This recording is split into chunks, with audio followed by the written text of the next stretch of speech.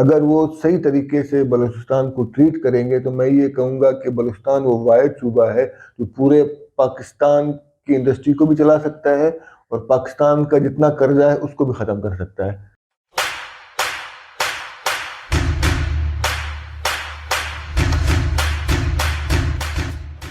بسم اللہ الرحمن الرحیم۔ السلام علیکم ناظرین، آپ ٹرو سٹوریز دیکھ رہے ہیں، میں بلال نورانی ہوں۔ آج اس وقت ہمارے ساتھ موجود ہیں نواب اسلم ریسانی، جو کہ سابقہ وزیر اعلیٰ بلوچستان ہیں، ان کے بھتیجے نواب زادہ میر ہارون ریسانی صاحب۔ ہمارا جو خاص طور پہ موضوع ہے وہ یہ ہے کہ پنجاب کے اندر یا اوورآل پورے پاکستان کے اندر جو سرداروں کے حوالے سے، خاص طور پہ بلوچستان کے سردار، کہ ان کی اپنی نجی جیلیں ہوتی ہیں، وہ ظلم کرتے ہیں، وہ اپنے بچوں کے علاوہ عوام کے بچوں کو پڑھنے نہیں دیتے، تو یہ جو ایک امیج بنا ہوا ہے بلوچستان کے سرداروں کا، اس حوالے سے ہم ان سے بات کریں گے۔ سب سے پہلے ہارون بھائی آپ کا بہت بہت شکریہ۔ بسم اللہ الرحمن الرحیم، بہت شکریہ آپ کا بلال بھائی، آپ نے یہاں پہ بلایا اور آپ کے ساتھ کچھ ڈسکشن بھی ہوا اور آپ نے بہت اچھا تعارف بھی کرایا میرا۔ آپ کو کیا لگتا ہے کہ ہر سر یہ جو بات چلتی ہے کہ سرداروں کی نجی جیلیں ہوتی ہیں، یہ واقعی ہوتی ہیں؟ دیکھیں، نجی جیلیں کسی زمانے میں ہوا کرتی تھی جب انگریز کے دور میں، کیونکہ انگریز نے ایک پاور دیا ہوا تھا جو لیویز کے تھرو یا دوسری، لیکن آج کل ایسا کوئی سسٹم نہیں ہے کہ کوئی کسی کے گھر میں کوئی نجی جیل ہو یا اس نے کوئی بندہ سزا کے طور پہ رکھا ہو۔ آج کل ایسا کوئی سسٹم نہیں ہے۔ ہو سکتا ہے کہ بعض کچھ ایسے سردار ہوں گے جنہوں نے رکھے ہوں گے، لیکن میں اپنے جو قبیلے ہیں یا جن قبیلوں کو میں جانتا ہوں وہاں پہ ایسا کوئی سسٹم نہیں ہے۔ آنے والے وقت میں آپ کس پارٹی کو اوپر آتے دیکھ رہے ہیں؟ وزیر اعلیٰ کون ہوگا؟ دیکھیں، ابھی جب ہم بلوچستان کی بات کرتے ہیں، بلوچستان کا مسئلہ یہ ہے کہ بلوچستان میں کبھی پراپر ایک پارٹی کی جو ہے وہ حکومت نہیں رہی ہے۔ وہاں پہ ہمیشہ کوریلیشن گورنمنٹ ہوتی ہے۔ اس کی دو وجہ یہ ہوتے ہیں کہ وہاں پہ پارٹی سے زیادہ لوگ شخصیت کو پریفر کرتے ہیں۔ صحیح۔ وہاں پہ جتنے بھی پولیٹیشینز ہیں ان کی شخصیت کے مطابق ان کا جو ہے 80% ووٹ شخصیت پہ ہوتا ہے اور 20% ووٹ جو ہے وہ پارٹی لیول پہ ہوتا ہے۔ تو ابھی جو میں دیکھ رہا ہوں تو اس ٹائم جتنے بھی پولیٹیشینز ہیں بلوچستان کے، ان کا رخ جو ہے وہ جمعیت کی طرف ہے یا پیپلز پارٹی کی طرف ہے۔ اس دفعہ بہت سے لوگ جو ہیں وہ پیپلز پارٹی کی طرف گئے ہیں۔ ہمارے سابق وزیر اعلیٰ رہے ہیں نواب ثناء اللہ زہری، وہ گئے ہیں، اور کچھ دوسرے ہمارے جو ایم پی ایز وغیرہ تھے وہ گئے ہیں، اور دوسری جو پارٹی جمعیت میں ہمارے جو ہیں، جو ہمارے سابقہ 2-4 منسٹرز بھی رہے ہیں وہ گئے ہیں، اور نواب اسلم ریسانی جو وہ ہیں وہ گئے ہیں۔ تو میرے کہنے کا یہ ہے کہ اگلی دفعہ اگر الیکشن جو ہے وہ ٹائم پہ ہوئے اور ان میں کوئی انفلوئنس نہیں ہوا تو میں یہ کہوں گا کہ پیپلز پارٹی اور جمعیت مل کے جو ہے ایک گورنمنٹ بنائے گی۔ آپ کو لگتا ہے کہ الیکشن ٹائم پہ ہو جائیں گے اور بغیر کسی انفلوئنس کے ہوں گے؟ یہ تو پاکستان میں تو کچھ نہیں کہہ سکتے ہیں، کچھ بھی ہو سکتا ہے۔ صحیح۔ تو یہ نہیں کہہ سکتے کہ ٹائم پہ ہوں گے، اور انفلوئنس تو ٹائم کا نہیں کہہ سکتے کہ ہو سکتا ہے ٹائم پہ ہوں، لیکن انفلوئنس کے بغیر تو آپ کو پتہ ہے کہ پاکستان میں کوئی الیکشن آج تک نہیں ہوئی جب سے پاکستان بنا ہے، اور ابھی تک تو کوئی اس طرح کا الیکشن نہیں ہوا ہے کہ آپ کہہ سکتے ہیں کہ وہ بالکل ہی 100% فیئر ہوا ہو۔ سرکار کے ہاتھ کے علاوہ ہمارا جو جسٹس سسٹم ہے وہ بہت کمزور ہے۔ ٹھیک ہے، تو ظاہری بات ہے اس کے لیے آپ کو ایویڈنس چاہیے ہوں گے۔ ایویڈنس کون بنائے گا؟ ایویڈنس ظاہر ہے اس علاقے میں جو ایس ایچ او ہے وہ بنائے گا۔ ایس ایچ او کبھی بھی جو اس علاقے میں جو طاقتور بندہ ہے اس کے ساتھ لڑنے کو تیار نہیں ہوگا۔ نمبر 1۔ نمبر 2، عدالت ایویڈنس کے بغیر کوئی فیصلہ نہیں کر سکیں گی۔ ٹھیک ہے۔ نمبر 3، ہمارے قانون میں جو اگر وارث معاف کرنا چاہے کوئی رقم لے کے یا ویسے ہی، وہ بھی قانون اس کے جو ہے خلاف نہیں جا سکتا، شریعت میں۔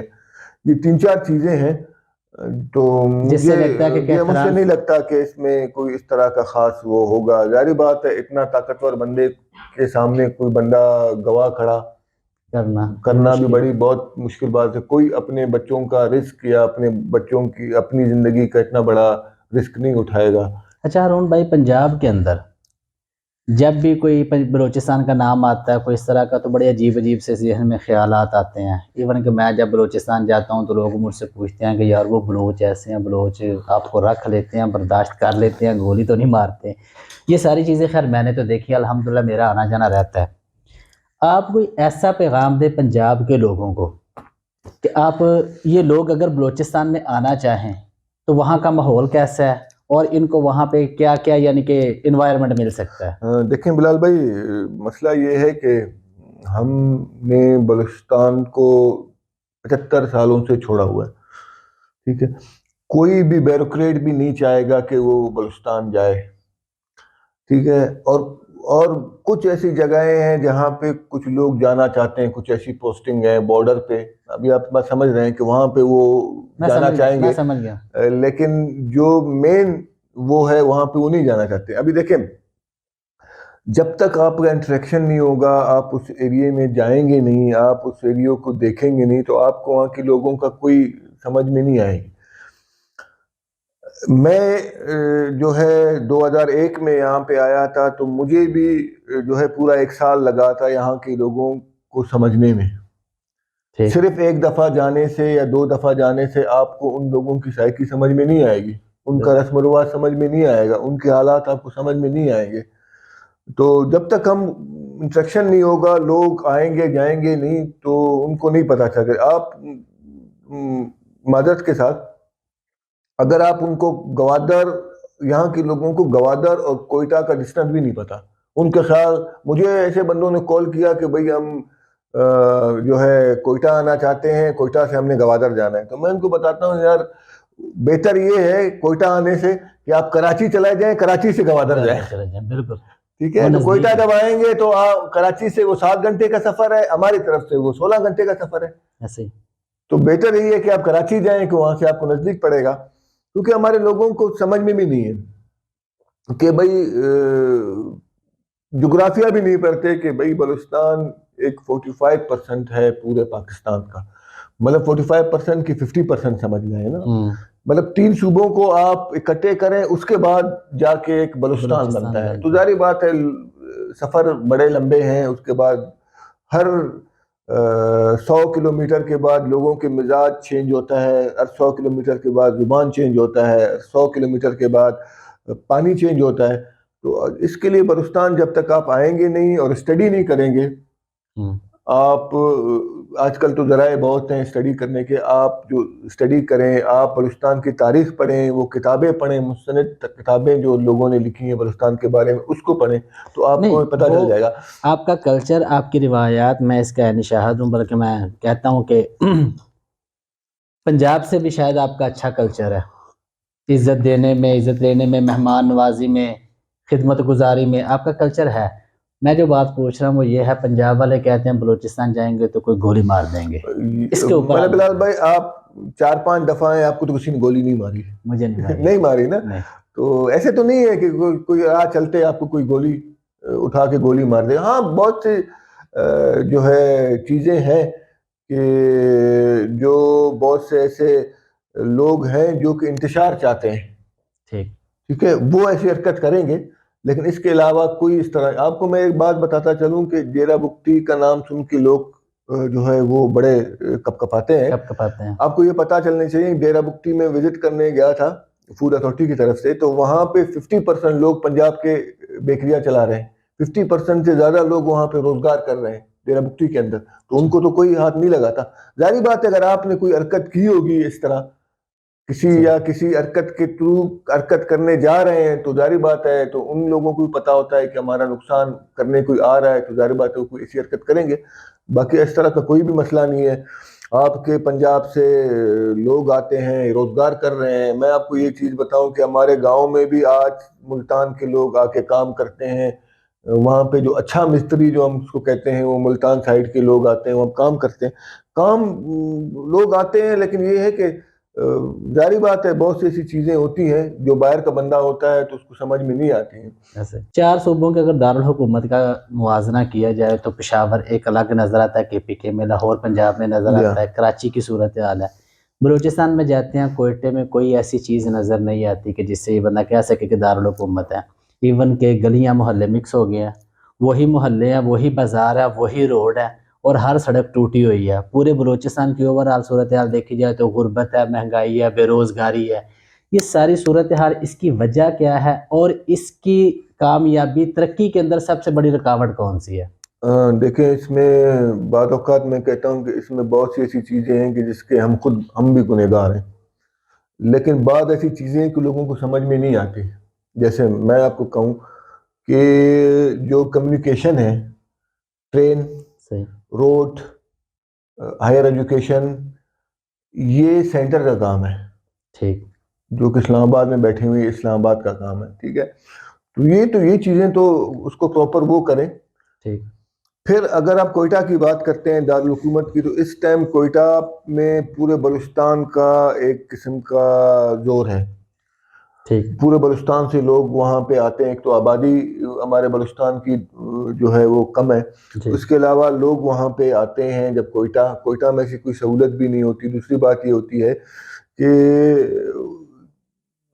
ہمارے جو ایم پی اے جو کوئٹہ سے منتخب ہوتے ہیں، تو ان کا یہ ہوتا ہے کہ وہ جو فنڈ لگتا ہے وہ یہ کوشش کرتے ہیں کہ وہ اس جگہ پہ لگائیں جہاں پہ ان کے کنسٹیٹیوشن ہے، جہاں پہ ان کے ووٹ لوگ ہیں، بینک ہے، ٹھیک ہے، ووٹ بینک ہے۔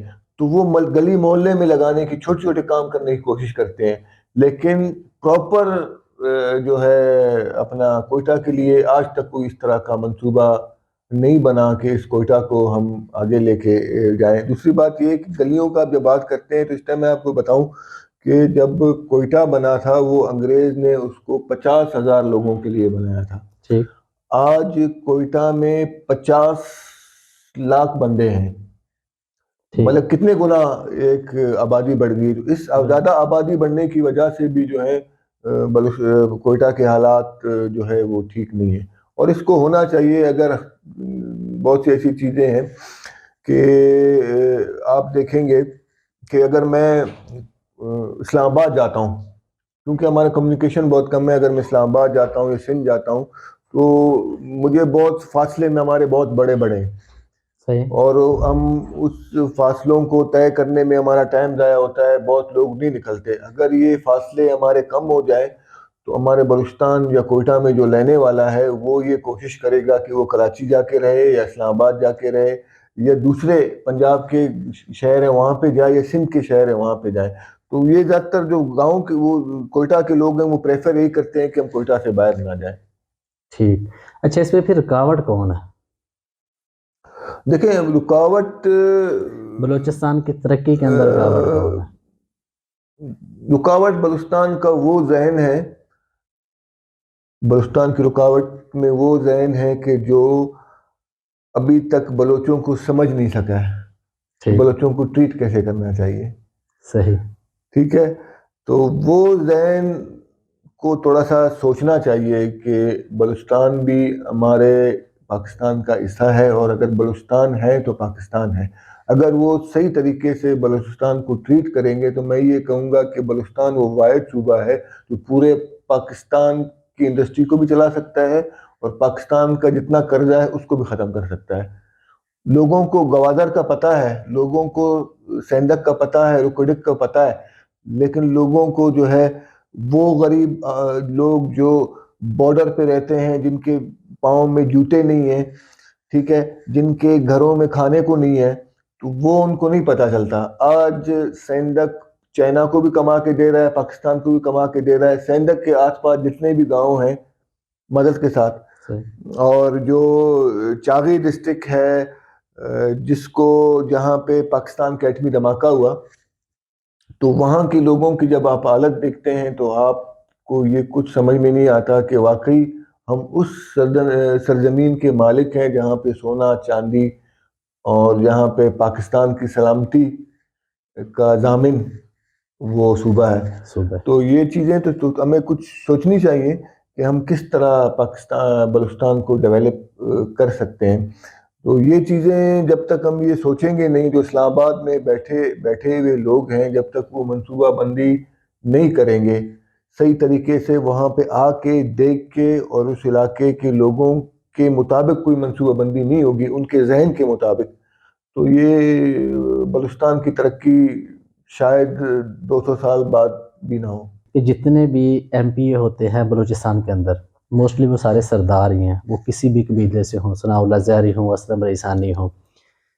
جب یہی لوگ بلوچستان کے وارث ہیں، یہی سردار ہے، یہی ایم پی اے ہے، انہی کا تعلق اسلام آباد کے ساتھ ہے، تو پھر یہ اپنا فنڈ کیوں نہیں دیتے؟ اگر فنڈ ملتا ہے تو پھر جنریٹ کیوں نہیں ہوتا، نظر کیوں نہیں آتا؟ دیکھیں، ایک تو ہمارے فاصلے بہت زیادہ ہیں، ٹھیک ہے. پنجاب میں آپ نے کوئی کام کرنا ہو تو آپ 200 بندوں کے لیے کرتے ہیں. وہاں پہ 1 کلومیٹر اگر سڑک بنانا ہو یا ایک اسکول بنانا ہو تو آپ نے وہ 1 کلومیٹر ایک بندے کی مطلب ایک فیملی کے لیے بنائیں گے. ایک اسکول فاصلے زیادہ ہونے کی وجہ سے وہ ہمیں پتہ نہیں چلتا کہ بھئی میں آپ کو یہ بتاؤں، ہمارے گاؤں کی آبادی اس ٹائم کوئی 2000 ہے، اور اس میں 6 سے 7 پرائمری اسکول ہے، ہائی اسکول ہے اور ایک انٹر اسکول ہے، ٹھیک ہے. بجلی کی سہولت ہے، واٹر سپلائی کی ضرورت ہے.